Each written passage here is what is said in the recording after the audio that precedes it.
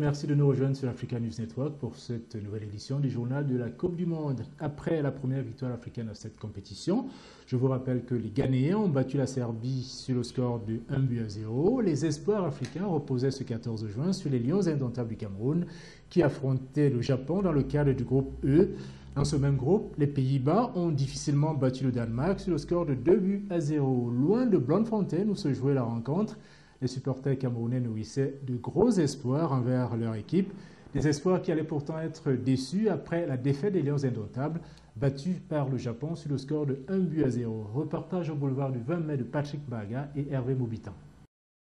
Rue déserte, la ville de Yaoundé avait quasiment arrêté de vivre ce 14 juin, à l'instar de ses chauffeurs de taxi, pour suivre en direct l'entrée en liste des Lions indomptables qui rencontraient le Japon pour le compte de leur première rencontre du groupe E. La foule nombreuse au boulevard du 20 mai s'était massée devant les écrans géants mis en place par une compagnie de téléphonie mobile de la place. L'ambiance était bon enfant avant le coup d'envoi et les supporters, vêtus aux couleurs de leur équipe, donnaient de la voix, un enthousiasme qui allait pourtant s'estomper très rapidement et virer au aigre-doux après le premier but japonais. Un but consécutif à une grossière erreur de placement de la défense camerounaise et notamment de son latéral droit, Stéphane Mbia. La mi-temps de cette rencontre intervenait donc sur le score de 1-0 en faveur des Japonais.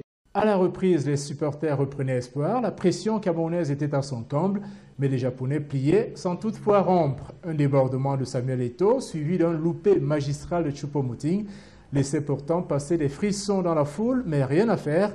Les dieux du football n'étaient décidément pas du côté camerounais. La preuve, cette superbe frappe de Stéphane Mbia des 40 mètres, frappe qui venait s'écraser sur la barre transversale du portier japonais.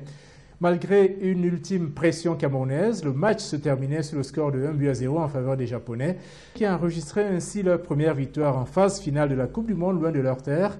Les supporters camerounais, eux, ne cachaient pas leur déception. Le Cameroun doit maintenant faire un bon résultat lors de son prochain match. Les Lions indomptables doivent donc montrer un meilleur visage pour se donner une toute petite chance de passer le premier tour de cette compétition.